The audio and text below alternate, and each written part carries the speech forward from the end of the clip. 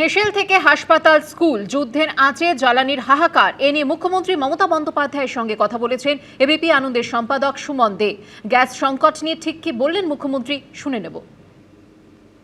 দিদি, একটা অভূতপূর্ব পরিস্থিতি দেশে তো বটেই এবং পশ্চিমবঙ্গেও অবশ্যই হয়েছে। সেটা হচ্ছে পশ্চিম এশিয়ার এই যুদ্ধের জন্য জ্বালানি সংকট, যার পেট্রোলিয়াম প্রোডাক্টের দাম বাড়ার আশঙ্কা করা হচ্ছিল, কিন্তু তার আগে যে সমস্যাটা দেখা দিয়েছে সেটা হচ্ছে গ্যাসের সংকট।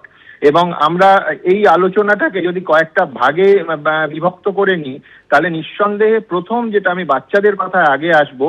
বহু মিড ডে মিলের ক্ষেত্রে সমস্যা তৈরি হয়েছে, বহু স্কুলে ভাত ডাল বন্ধ করে শুধু ডিম দেয়া হচ্ছে এবং বাচ্চারা, বিশেষ করে একদিকে শিশুরা, অন্যদিকে হোস্টেলের ছেলে মেয়েরা, যেখানে বাণিজ্যিক গ্যাসে রান্না করতে হয়, বাণিজ্যিক গ্যাস অমিল, তাদের কিছু করার নেই। একটা সংকট দেখা দিয়েছে। আমার প্রথম প্রশ্ন এই বাচ্চা, স্কুল এবং মিড ডে মিল নিয়ে। দেখুন, আমি আপনাদের বলি যে আমি অলরেডি সকাল থেকে এই নিয়ে আলোচনায় আছি। আমার চিফ সেক্রেটারি থেকে শুরু করে সবার সাথে কথা হয়েছে এবং কালকে আমরা সমস্ত আর্জেন্ট মিটিংও ডেকেছি সব ডিপার্টমেন্টকে নিয়ে। কিন্তু কথা হচ্ছে গ্যাসটা আমাদের হাতে নেই। গ্যাস সাপ্লাইটা টোটাল এটা সেন্ট্রাল গভর্নমেন্টের পেট্রোলিয়াম মিনিস্ট্রি দেখে। কালকে অত্যাবশ্যকীয় পণ্য আইন 1955 জারি হয়েছে, তো যার ফলে মানে এটার নিয়ন্ত্রণ হচ্ছে, নিয়ন্ত্রণ করা হচ্ছে। আরো ক্রাইসিসটা নিয়ন্ত্রণ করা হচ্ছে না, এটা বরঞ্চ আগে থেকে যদি গভর্নমেন্ট বলে দেয় যে 25 দিন আপনি অ্যাপ্লাই না, 25 দিনে আপনাকে টাইম লাগবে to apply for a gas, আপনি একটা গ্যাসের জন্য অ্যাপ্লাই করতে আপনার 25 দিন টাইম লাগবে, তাহলে তো যারা সুবিধাবাদী লোক কিছু আছে এই সমাজে, সবাই নয়, তারা তো এই সুযোগ নেবেই এবং তাতে সাধারণ মানুষ ভোগান্তি বাড়বে।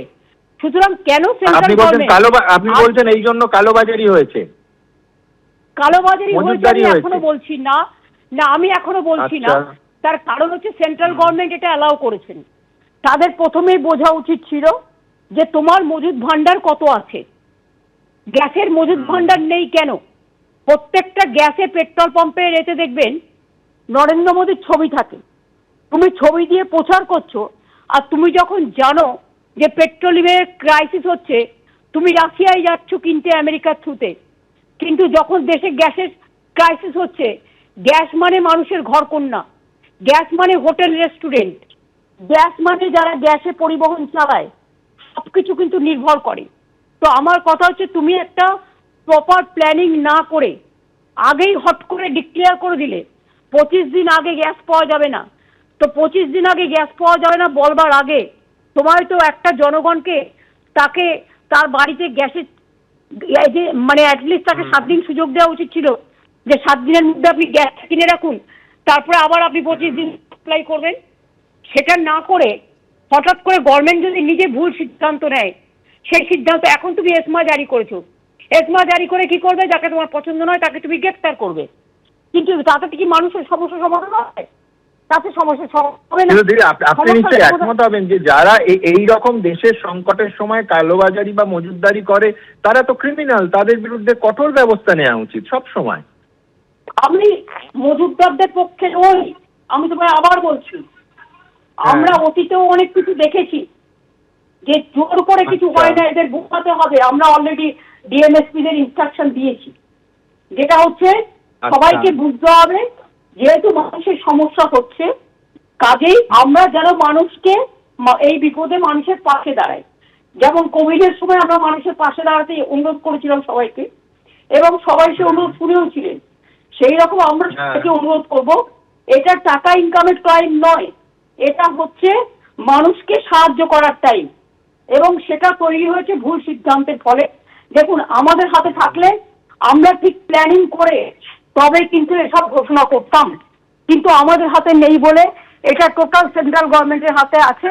আমি কাউকে ব্লেম করছি না, কিন্তু যখন মানুষ বিপদে পড়বে, তুমি এসআইআর নিয়ে সিদ্ধান্ত নিয়ে চটপট মানুষের নাম কাটতে পারো, আর তুমি যখন জানো যুদ্ধ চলছে অনেক দিন ধরে, তুমি তেলের জন্য আমেরিকাকে দিয়ে রাশিয়াকে বলতে পারো, কিন্তু তোমার গ্যাসের রিজার্ভ কি আছে? প্রত্যেকটা মানুষ জমিয়ে রাখে কিছু টাকা, কারণ তার বিপদে যাতে কাজে লাগে, ঠিক আছে? তা তোমার তো একটা গ্যাসের ভান্ডার আছে, সেই গ্যাসের ভান্ডারটাই তোমার কত মজুদ ছিল? আদৌ তোমার গ্যাসের ভান্ডার, যেখানে প্রত্যেকটা জায়গায় দেখি মোদিজির ছবি লাগায়, আমার কোনো আপত্তি নেই। তুমি তোমার গ্যাসের ভান্ডারটা তুমি কেন একবারও লক্ষ্য না রেখে তুমি, আমরা যেমন স্টক টেকিং করি, তোমাকে আমি বলি 6 মাস আগে থেকে স্টক টেকিং করি, আমার আলু প্রকিউরমেন্ট কতটা থাকবে, কতটা বাজারে ছাড়বো, কতটা আমি মানুষের জন্য রাখবো, কমাস পর্যন্ত চলবে, এইরকম মনে রাখবে। এদের আগে থেকে এরা কোনো প্রাইস হাইক নিয়ে, প্রাইস ইন্ডেক্স নিয়ে আলোচনা করে না। দ্রব্যমূল্য বৃদ্ধি যে বাজারে চতুর্গুণ হয়ে গেছে সেদিকে খেয়াল করে না। এরা শুধু রাজনৈতিক ভাষণ দেয়। এই আলোচনার কথা বলি যে আপনি যখন কথা বলছি তখন দেখছি যে অন্যান্য রাজ্যের বিরোধীরা তারা বিশেষ করে কংগ্রেসের নেতৃত্বে তারা চাইছে যে সংসদে এ নিয়ে সরকারকে বিবৃতি দিতে হবে, আলোচনা করতে হবে। কে স্ট্যালিন তামিলনাড়ুর মুখ্যমন্ত্রী, তিনি প্রধানমন্ত্রীকে চিঠি দিচ্ছেন যে এলপিজির বিকল্প ব্যবস্থা করার জন্য। আপনার সঙ্গে কেন্দ্র সরকারের এই নিয়ে কোনো রকম যোগাযোগ বা কথা হয়েছে কিনা, এক। আর দুই হচ্ছে যে উপমহাদেশেই তো সংকট ক্রমশ ঘনীভূত হচ্ছে, মানে পাকিস্তানে কাল থেকে 50% গণপরিবহন যেটা সেটা বন্ধ হয়ে গেছে, এবং ওয়ার্ক ফ্রম হোম, মানে একেবারে আপনি কোভিডের কথা বললেন, 2 দিনের ওয়ার্ক ফ্রম হোম চালু করা হয়েছে। তার কারণ গাড়ি চলবে, তার জ্বালানি তেলটুকু নেই। বাংলাদেশ ইতিমধ্যে ভারত থেকে আবার তেল নিয়েছে, আমাদেরই এই সংকট। তো এই সার্বিকভাবে দেখলে কিন্তু প্রতিবেশী দেশগুলোর থেকে এই মুহূর্তে ভারতবর্ষ একটু হলেও বেটার জায়গায় আছে। আপনার সঙ্গে কেন্দ্রের কোনো কথা হয়েছে এ নিয়ে? কোনো সাজেশন দেবেন আপনি? কেন্দ্র সাজেশন না, আমার ডিমান্ড এটা যে এসেনশিয়াল কমোডিটি, মল, রেস্টুরেন্ট, পরিবহন যারা গ্যাসে চলে, এবং বিশেষ করে মিড ডে মিল, আইসিডিএস, হসপিটালগুলো, হস্টেলগুলো, এগুলো বিশেষ করে এসেনশিয়াল কমোডিটিস এর মধ্যে রেখে এদের স্পেশাল, এবং ডোমেস্টিক যেটা মানে মানুষ, সাধারণ ঘরের পরিবার, সামাজিক পরিবার, আমাদের গৃহস্থরা, তারা যাতে গ্যাস পায় তার জন্য একটা আলাদা প্ল্যানিং করা দরকার। প্রথমে দেখে নিতে হবে যে আমার গ্যাস ভান্ডারে কত গ্যাস মজুত আছে, এবং সেই গ্যাসটা আমি কতদিন সাপ্লাই করতে পারবো। কারণ পেট্রোলিয়াম মিনিস্ট্রি তো গভর্নমেন্ট অফ ইন্ডিয়ার হাতে, আমাদের হাতে নয়। আপনারা যদি বলেন আমাদের অবস্থা ভালো, তাহলে ব্যাঙ্গালোরের সব হোটেল ভালো হয়ে গেল কি করে, বন্ধ হয়ে গেল কি করে? না না, আমাদের মানে আমি বলছি আপনাকে দায়িত্ব নিয়ে যে রাজ্যের অবস্থা আমি আপনাকে বলছি, প্রথম হলো ব্যাঙ্গালোর, তারপরে মহারাষ্ট্র, এমনকি লখনৌয়ের মতো শহর, এবং কাল থেকে আমাদের এখানেও যে সমস্ত রেস্তোরাঁ, মিষ্টির দোকান সরাসরি ইম্প্যাক্ট হয়েছে। আইস হোটেলগুলো তাদের অর্ধেক বন্ধ হয়ে গেছে, অর্ধেক আবার সেই আমাদের ছোটবেলার মতো কাঠকয়লায় শিফট করতে হয়েছে। সংকট একেবারে গভীর। আপনি তো জানেন যে কাঠকয়লাটা তারা পাবে কোথায়? তারা যে স্টোভ জ্বালাবে, কেরোসিনটা পাবে কোথায়? সেন্ট্রাল গভর্নমেন্ট তো কেরোসিন সাপ্লাইও বন্ধ করে দিয়েছে। একবারও ভেবেছে যে এইরকম পরিস্থিতি আসলে কি করবার দরকার? যে কোন, ওরা তো জানে যুদ্ধ তো লেগেছে আজকে অনেক দিন হয়ে গেছে। কি একটা মিটিং করছে চিফ সেক্রেটারির সাথে, এখনো হোম সেক্রেটারি লেভেল, বুঝুন ওরা কথায় কথায় ধমকায়, এফআইআর করতে পারে, ভোটার লিস্টের নাম কাটতে পারে, কিন্তু এখন দেখুন রাজনীতি থেকে অর্থনীতি টোটালটাই ধ্বংস করে দিয়েছে। রিজার্ভ ভান্ডারটা কোথায়? আমার যদি জিজ্ঞেস করেন মিটিং হচ্ছে, আরে সেই মিটিং এর তো কোনো ভ্যালু নেই। আমাকে তো অল্টারনেটিভ প্ল্যান তৈরি করতে হবে। আমি তো কালকে, আমি সকাল থেকে 4-5 বার প্ল্যান তৈরি করার জন্য, আমি ধরুন আমি হেল্প করতে পারি, কিন্তু আমি হেল্প করবো কি করে? সাপ্লাই চেন তো আমার হাতে নেই, সাপ্লাই চেন তো কেন্দ্রীয় সরকারের হাতে। পেট্রোলিয়াম মিনিস্ট্রি, অয়েল মিনিস্ট্রি তো ওরা করে, গ্যাসের এজেন্সি তো ওরা দেয়। তো এত গ্যাসের এজেন্সি দিয়েছে বিজেপি পার্টির মেম্বারদের, তারা কি করছে? প্রত্যেকটা পেট্রোল পাম্প তাদের হাতে, নরেন্দ্র মোদীর ছবি লাগিয়ে রাখে। তারা কি করছে? তারা একবারও ভেবেছে? এসআইআর করতে 1 সেকেন্ড লাগে, এজেন্সি লাগাতে 1 সেকেন্ড লাগে, আর গ্যাসের ভান্ডারটা মজুত আছে কিনা না দেখার আগেই 25 দিন পরে গ্যাস পাবেন, এই কথাটা বলে দিয়ে ওরা ব্ল্যাকমেলার এবং হোর্ডারদের হাত শক্তিশালী করেছে। আমরা বোঝাবো, আমরা এসপিডিএম কে অলরেডি নির্দেশ দিয়েছি to talk to them if there is anything foul. আমরা বলেছি নজর রাখতে, কিন্তু আমি যদি আরো বেশি করে ফোর্স ইউজ করি তাই কিন্তু উল্টোটা হবে। আমি ফোর্স ইউজ করব না, আমি ভালোবেসে বোঝাবো যাতে কেউ হোর্ডিং না করে। কারণ দেখবেন আলু যখন দাম বেড়ে যায়, আমাদের কিছু লোক আছে আলু পাঠিয়ে দেয় অন্যান্য জায়গায়, যারা আমাদের পরিযায়ী শ্রমিকদের ধরে মারে। আমাদের লোকেদেরই বুঝতে হবে। আজকে আলু যখন বাজারে মাঠে পড়ে আছে, কারণ আলুর ফলন এবার বেশি হয়েছে, আমরা প্ল্যান করে আলুটা তুলে নিচ্ছি কোল্ড স্টোরেজে। তার কারণ আমি আইসিডিএস দিতে পারবো, আমি সুপার বাংলায় দিতে পারবো, আমি মিড ডে মিলে দিতে পারবো, আমি হসপিটালগুলোতে দিতে পারবো। যেমন আমরা প্রায় 54 লক্ষ মেট্রিক টন ধান প্রকিউরমেন্ট করি, যে রেশনে যে চালটা দেওয়া হয় চাষিদের থেকে আমরা ডাইরেক্ট কিনি। সুতরাং আমরা কিন্তু একটা প্ল্যানিং করি, আমি প্রতিবার মিটিং করি, আমাদের একটা কমিটি আছে ট্রেডার্সদের নিয়ে, চাষিদের নিয়ে। সেটা হচ্ছে যে তোমার কত উৎপাদন আছে আর আমার মাস পর্যন্ত কতটা আলু, নতুন আলু উঠবার আগে আমার কতটা স্টোরেজে থাকবে। আমি পুরো আগামী 6 মাস দেখে নিয়ে প্ল্যানিংটা করে রাখি। তো আমরা যদি করতে পারি, তা গভর্নমেন্ট অফ ইন্ডিয়া কি শুধু খাবে আর পড়বে আর গালাগালি দেবে আর এজেন্ট দেখাবে? তারা কোনো প্ল্যানিং করবে না। আর যে শেষ সময় এসে বলবে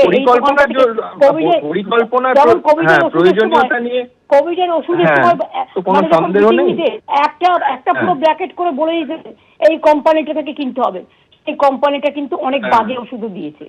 আমার কথা হচ্ছে আমি কোথা থেকে কিনবো সেটা আমি বুঝবো, এটা মানুষের স্বাধীনতা, কিন্তু তোমাকে সাপ্লাই চেন ওপেন করতে হবে।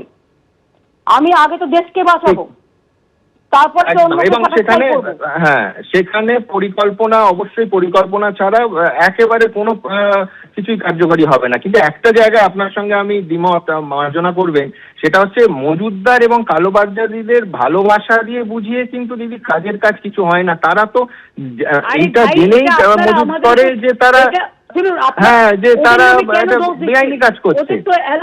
শুনুন, আমি মজুতদারের পক্ষে নই, প্লিজ এটা আন্ডারস্ট্যান্ড, আমাকে ভুল বুঝবেন না। আমি যেটা আপনাকে প্র্যাকটিক্যাল সেন্সের কথা বলছি, মানুষের প্রয়োজনে সব মানুষকে কাজে লাগাতে হয়। যদি কেউ হোর্ডিং করে থাকে এটার জন্য দায়ী কেন্দ্রীয় সরকার, কারণ আগে থেকে তাদের অ্যানাউন্স করাটা উচিত হয়নি যে 25 দিন পরে পাবেন। সেই জন্য এইবার একটা আমি এবার আপনাদের বলি, আমি যেহেতু একটা মেজর ক্রাইসিস আজ থেকে হয়েছে, সেটা হচ্ছে দিদি অটো নিয়ে। ধরুন আমাদের পরিবহন ব্যবস্থা শেষ করতে দিন, আমি জানি, আমি ভাবছি আপনি আগে মজুতদারের ব্যাপারটা শেষ করতে দিন। আপনি তো আপনাদের আমরা খবর দিই না কিছু আমি এই ব্যাপারে, কারণ যেটা ভেতরে ভেতরে করতে হয়। আমরা অলরেডি ডিএমএসপিদের ইনস্ট্রাকশন দিয়েছি যে তাদের সাথে কথা বলতে, ব্ল্যাক মার্কেটিয়ার বা ওরা যারা আছে আগে আমরা বোঝাবো। তাতে যদি না বোঝে সে মালগুলো দরকার হলে গভর্নমেন্ট সিজ করবে, গভর্নমেন্ট সিজ করে গভর্নমেন্ট আইসিডিএস সেন্টারে মিড ডে মিলে যেখানে যেখানে প্রয়োজন দিয়ে দেবে। গভর্নমেন্টের হাতে তো সেই পাওয়ার আছে, সেই পাওয়ারটা আমরা ইউজ করবো।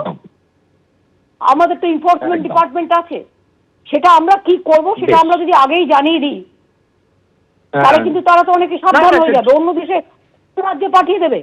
ঠিক আমি এটা মানছি আপনার কথা। এই পরিবহন ব্যবস্থায় মানে অটো তো একটা মেজর ভূমিকা পালন করে, বাসের পাশাপাশি আমাদের গণপরিবহনটাকে সচল রাখে। একটা অটোর ধরুন ট্রিপ লেন্থ হয় 5 থেকে 6 কিলোমিটার। তো এইখানে যেভাবে ক্রাইসিস হয়েছে, এরপরে অবধারিত যেটা সেটা হচ্ছে, এবং তার জন্য আমি অন্তত অটোওয়ালাদের দোষ দেখি না, যে জ্বালানি এমন ভাবে বেড়েছে, আমি অঙ্কটা দেখছিলাম, এরপরে অবধারিতভাবে ভাড়া বাড়বে। তো এইটা নিয়ে মানে কি ভাবছেন? এক তো অটোর সংখ্যা কমে যাবে, 2 হচ্ছে ভাড়া বাড়বে। তো কোনো মানে ওয়ে আউট কি আছে? দেখুন, আমার কথা হচ্ছে যে অটোতে যারা গ্যাসে চালায়, সাপ্লাইটা যদি না থাকে সে চালাবে কোত্থেকে? রেস্টুরেন্টে যদি গ্যাসের সাপ্লাই না থাকে, রেস্টুরেন্টে চলবে কোত্থেকে? এতে তো কর্মসংস্থানে বেকার হয়ে যাবে অনেক ছেলে মেয়ে। হোটেলে যদি গ্যাস সাপ্লাই না থাকে, অলরেডি আউটলেট বন্ধ হতে শুরু করেছে। অলরেডি ব্যাঙ্গালোরে সমস্ত হোটেল বন্ধ হয়ে গেছে। তো এই জন্য গভর্নমেন্টের প্ল্যানিং এর দরকার ছিল না। আমি প্রথম জানতে চাই সংসদের টিমে, সংসদে এটা আলোচনা করে দরকার গভর্নমেন্টের বিবৃতি দেওয়া কত ওদের ভান্ডারে আছে, এবং যখন গ্যাস ভান্ডার সেটা ভাগ করে দিতে হবে মানুষের মধ্যে, যা আছে সমান ভাগ করতে হবে, সমান ভাগ করে দিতে হবে। কোথা থেকে আমরা পেতে পারি, কার কার কাছে অ্যাভেলেবেল আছে, তার জন্য একটা প্ল্যানিং করতে হবে। আর পেট্রোলিয়াম ডিপার্টমেন্টকে, প্রাইম মিনিস্টারকে আর হোম মিনিস্টারকে বলবো, এজেন্সির দিকে না তাকিয়ে আর এসআইআর এর নাম কাটার দিকে না তাকিয়ে, মানুষের গণতান্ত্রিক অধিকার না কেটে, পার্লামেন্ট চলছে, পার্লামেন্টে তাদের জবাবদিহি করতেই হবে। Plus alternative plan of action বলবে, হোম সেক্রেটারিকে দিয়ে মিটিং করে এত ক্যাজুয়ালি নিলে হবে না। হোম সেক্রেটারি কি ক্ষমতা? আপনি বলছেন কোভিড এর সময় যেটা মিটিং হতো, যে একদম প্রধানমন্ত্রী আর বিভিন্ন রাজ্যের আমার মুখ্যমন্ত্রীদের সঙ্গে কথা বলতেন প্রধানমন্ত্রীর দরকার নেই। সরাসরি? আমার প্রধানমন্ত্রীর দরকার নেই। আমার কোন স্তরে প্ল্যানিংয়ের মিটিং দরকার। চাইছেন? আমি কোন স্তরে মিটিং চাইছি না, এই মিটিং এর কোনো ভ্যালু নেই। আমি প্ল্যানিং চাইছি। মানুষের যাতে সাপ্লাই চেইন বন্ধ না হয় সেজন্য কি করছে সেটা আমি জানতে চাইছি। দিদি, আরেকটা প্রশ্ন, যদিও আমি জানি যে এই গ্যাসের দাম বা পেট্রোলিয়াম প্রোডাক্ট বাবদ রাজ্যের কাছে যে টাকাটা পৌঁছয় সেটা জনগণের ক্ষেত্রে ব্যবহার করা কতটা গুরুত্বপূর্ণ, এবং রাজ্যের ফান্ডিং এর একটা বড় অংশ সেখান থেকে আসে। আমি ফান্ড আমরা 4 বছর ধরে আমাদের ফান্ড পাই না। তা সত্ত্বেও দরকার মানি এখানে ফ্যাক্টর নয়। মানুষকে প্রয়োজনে আমরা সাবসিডি দিতে পারি, কিন্তু সাপ্লাই না হলে সাবসিডিটা দেবো কোথায়? ঠিক ঠিক ঠিক আমি সাবসিডির কথাতেই আসছিলাম, যে 879 টাকা যখন দাম ছিল তখন কেন্দ্র পেত 20 টাকা 93 পয়সা, রাজ্য পেত 20 টাকা 93 পয়সা। এখন আরো বেড়েছে। তো এইখান থেকে কোনো সাবসিডি কথা কি রাজ্য ভাবছে দেওয়ার জন্য? প্রায়োরিটি হচ্ছে সাপ্লাই। এখন তো ক্রাইসিস ম্যানেজমেন্ট। হ্যাঁ, এখন সাপ্লাইটা হলে তখন আমি তো এসব ভাববো। আমি তো নিশ্চয়ই চাইবো না মিড ডে মিল আটকে যাবে সাবসিডির জন্য। আমি তো নিশ্চয়ই চাইবো না আইসিডিএস আটকে যাবে সাবসিডির জন্য, হসপিটাল আটকে যাবে সাবসিডির জন্য।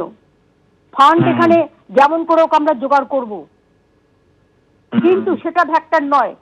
ফ্যাক্টর হচ্ছে আমাদের যেটা করতে হবে সেটা হচ্ছে যে আমাদের সাপ্লাই চেনটা আমাদের ফার্স্ট ওপেন করতে হবে, এবং সাপ্লাই চেনটা কোথায় মজবুত আছে, কোথায় পাওয়া যেতে পারে, সেই সাপ্লাই চেনটা আগে দেখার দরকার। সাপ্লাই চেনই যদি না থাকে আপনি সাবসিডিটা কাকে দেবেন? আমি এইখানে আরেকটা জায়গা আনতে চাইছি, যেটা অবস্থাপন্ন যারা বিকল্পের কথা ভাবছে, যে যারা মিটিং এ গেছিল, শুনুন,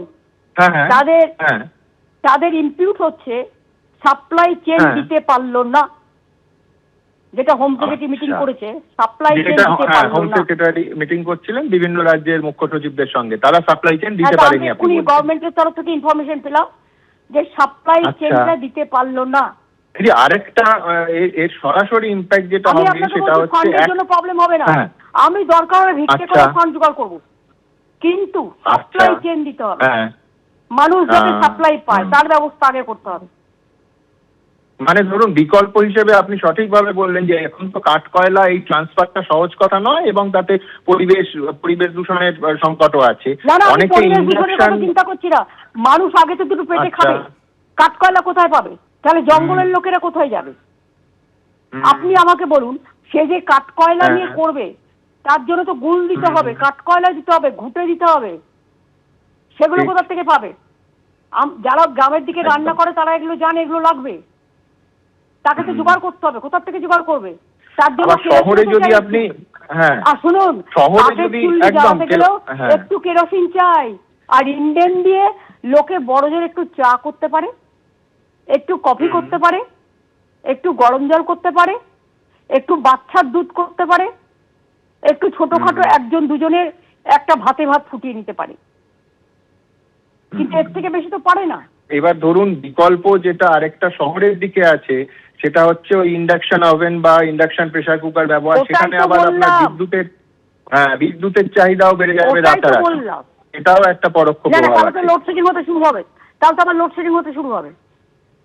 সেটাই তো বলছি, একদম পরোক্ষ প্রভাব আছে তার। গরমকাল এমনিতেই এসির চাহিদা এত বেড়ে গেছে, এবং আগে যে এসির চাহিদা ছিল তার থেকে প্রোডাকশন অনেক বাড়ানোর ফলেও এসির চাহিদা কিন্তু অনেক বেড়ে গেছে। এক একটা বাড়িতে এক একটা রুমেই প্রায় 3-4টে করে এসি থাকে।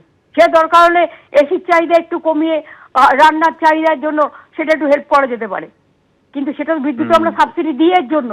মনে রাখবেন, আমরা প্রতি বছর পাওয়ার ডিপার্টমেন্টকে প্রায় 700 থেকে 1,500 কোটি টাকা সাবসিডি দিই, কোনোদিন দাম বাড়াই না।